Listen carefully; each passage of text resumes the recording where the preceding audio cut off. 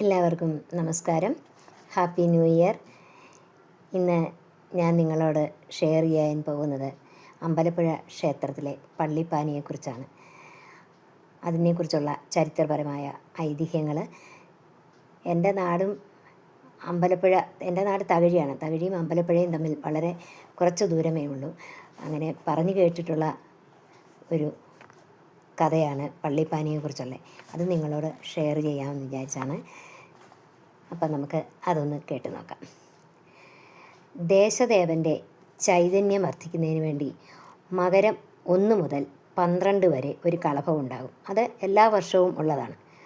ഈ കളഭം എല്ലാ വർഷവും ഉണ്ട്. എന്നാൽ ഇങ്ങനെ 12 വർഷത്തെ കളഭം കഴിയുന്ന സമയം അവിടെ ഒരു പള്ളിപ്പാനയും ദ്രവ്യകലശവും ഉണ്ട്. 12 പള്ളിപ്പാന കൂടുമ്പോൾ ഒരു വിജയബലിയും അമ്പലപ്പുഴ മഹാക്ഷേത്രത്തിലെ അതിവിശിഷ്ടമായ ഒരു അനുഷ്ഠാന ചടങ്ങ് തന്നെയാണ്. മനുഷ്യർക്കുണ്ടാകുന്നത് പോലെ നാവിൻ ദോഷം, നാവേറ്, കണ്ണേറ് തുടങ്ങിയ ഈ ജാതി ദോഷങ്ങൾ ഉണ്ടാകുമെന്നാണ് ആചാര്യന്മാർ പറയുന്നത്. നമ്മളൊക്കെ പറയാറില്ലേ കണ്ണേറുണ്ടായെന്ന്. അങ്ങനെ നമ്മൾക്കുണ്ടാകുന്ന പോലെയുള്ള ഒരു ദോഷം ഭഗവാനും ഉണ്ടാകുമെന്നാണ് പറയുന്നത്, ആചാര്യന്മാരൊക്കെ പറയുന്നത്. ഈ വിധ ദോഷങ്ങൾ ഉണ്ടായാൽ ഭഗവാന്റെ വിഗ്രഹത്തിന് ചൈതന്യക്കുറവ് സംഭവിക്കും എന്നും പറയുന്നു. ഈ വിശ്വാസപ്രകാരം ഒട്ടേറെ ആചാരപ്പെരുമകളോടെ ചെമ്പകശ്ശേരി രാജാക്കന്മാർ പണ്ട് നടത്തിയിരുന്ന ഒരു ചടങ്ങാണ് പള്ളിപ്പാനയും ദ്രവ്യകലശവും. ഇന്നും അത് നടന്നു വരുന്നുണ്ട്. പാനപ്പാട്ട് പാടി ഉഴിഞ്ഞ് ഭഗവാന്റെ ദോഷങ്ങൾ അകറ്റുന്നു. നമ്മൾ നമ്മുടെ ദോഷങ്ങൾ അകറ്റാൻ ഭഗവാന്റെ മുമ്പിൽ ചെന്ന് അതിനുള്ള പ്രതിവിധി ചെയ്യുകയാണ്. ഇവിടെ പാനപ്പാട്ട് പാടി ഉഴിഞ്ഞ് ഭഗവാന്റെ ദോഷങ്ങൾ അകറ്റുന്നു. പള്ളിപ്പാനയിൽ ഓത്തും മുറോത്തുമാണ് മുഖ്യ ചടങ്ങുകൾ. 15 ദിവസങ്ങളിലായി 18 ചടങ്ങുകൾ പള്ളിപ്പാന ചടങ്ങിൽ ഉണ്ടാകും. ഒരു നാടിൻ്റെ മുഴുവൻ കൂട്ടായ്മയോടും പ്രാർത്ഥനയോടുമാണ് ഈ ചടങ്ങ് നടത്തുന്നത്.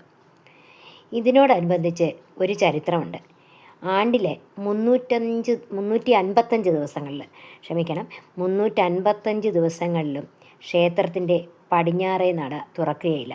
അവിടെ പോയിട്ടുള്ളവർ ശ്രദ്ധിച്ചിട്ടുണ്ടാകും. അതല്ലെങ്കിൽ ഇനിയും പോകുമ്പോൾ ആദ്യമായിട്ട് പോകുന്നവരും ഒന്ന് ശ്രദ്ധിക്കണം.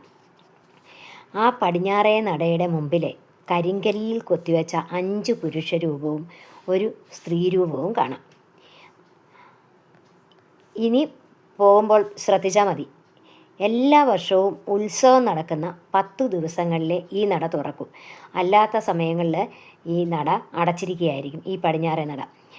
ക്ഷേത്രത്തിലെ കോയിമസ്ഥാനി ഉത്സവ ദിവസങ്ങളിൽ അധികാരചിഹ്നമായി ഒരു സ്വർണ്ണ കെട്ടിയ ചൂരവടി ഉപയോഗിക്കുന്നുണ്ട്. ആ ചൂരവടി ആ കോയിമവടി എന്ന് പറയുന്നത് സൂക്ഷിക്കുന്നത് ഈ മുറിയിലാണ്. ഈ അടഞ്ഞു കിടക്കുന്ന വാതിൽ തുറക്കുമ്പോൾ കാണുന്ന മുറിയിലാണ്. പള്ളിപ്പാന ചടങ്ങുകളിൽ ദേവചൈതന്യം ആവാഹിച്ച വടിയാണ് ഇവിടെ സൂക്ഷിക്കുന്നത്. ഈ നട തുറക്കുമ്പോൾ അത് കാണാം. ഈ തുറക്കാത്ത വാതിലിൻ്റെ വെളിയിൽ നമസ്കരിച്ച് കിടക്കുന്ന രൂപം ആരുടേതാണെന്ന് അറിയണ്ടേ? പഞ്ചപാണ്ഡവന്മാരുടെയും ഒരു സ്ത്രീരൂപമുള്ളത് പാഞ്ചാലിയുടെയുമാണെന്നാണ് വിശ്വാസം. പള്ളിപ്പാനയിലെ വേലന്മാരാണ് പാടുന്നത്. ഭാരതം കഥകളാണ് പാടുന്നത്.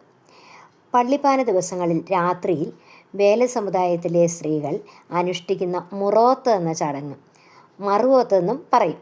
ഈ ചടങ്ങും ഉണ്ട്. ദുര്യോധനൻ്റെ അനുസരിച്ച് ഭാരതമലയൻ പാണ്ഡവരെയും പാഞ്ചാലിയെയും നിഴൽ കുത്തി നിർത്തിയെന്നും, ഇത് കഥകളിയായിട്ടുണ്ട് നിഴൽക്കുത്ത്.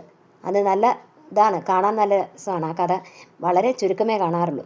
ഇതറിഞ്ഞ മലയെത്തി മറുകർമ്മം ചെയ്ത് അവരെ രക്ഷിച്ചു എന്നാണ് കഥ. മലയെത്തി തൻ്റെ ജീവനേക്കാളുപരി പാഞ്ചാലിയെ സ്നേഹിച്ചിരുന്നത്രേ. അങ്ങനെ മറുവോത്ത് നടത്തി അവരെ രക്ഷിച്ചുവെന്ന്.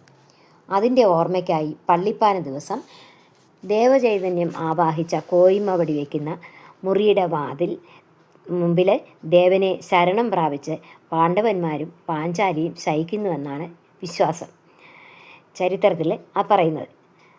ഇങ്ങനെ ആ അമ്പലപ്പുഴയുടെ അതിപുരാതനമായ ഈ ചരിത്രം വളരെ രസകരമായ ഇതാണ്. അത് പള്ളിപ്പാന തൊഴാൻ പോകണം, അതൊന്ന് കാണേണ്ടത് തന്നെയാണ്. ആ ചടങ്ങുകളൊക്കെ ആദ്യമായിട്ട് പോകുന്നവർ ഇതൊക്കെ ഒന്ന് ശ്രദ്ധിച്ച് കണ്ടാൽ നിങ്ങൾക്കിതൊക്കെ ഈ കഥകളും കൂടെ കേട്ട് കഴിയുമ്പോൾ നിങ്ങൾക്കിത് നന്നായി മനസ്സിലാകും. അതുകൊണ്ടാണ് ഞാൻ ഈ കഥ, ഈ ഉലിസ് കളഭം തുടങ്ങാറായി, അതുകൊണ്ടാണ് ഇത് പറഞ്ഞ മകരം 1 മുതൽ 12 വരെ. അത് 12 വർഷം കൂടുമ്പോഴാണെന്ന് എടുത്ത് ഞാൻ പറഞ്ഞില്ലേ. അപ്പോൾ ഈ വർഷം ഈ പള്ളിപ്പാനിയും ഉണ്ട്. എല്ലാവർക്കും ഇത് ഇഷ്ടപ്പെട്ടെങ്കിൽ നിങ്ങൾ ഒന്ന് ഷെയർ ചെയ്യണം, ലൈക്ക് ചെയ്യണം. ആദ്യമായിട്ട് കാണുന്നവരൊന്ന് സബ്സ്ക്രൈബ് ചെയ്യുകയും വേണം. അപ്പോൾ നമുക്ക് വീണ്ടും ഒരു കഥയുമായി കാണാം. നമസ്കാരം.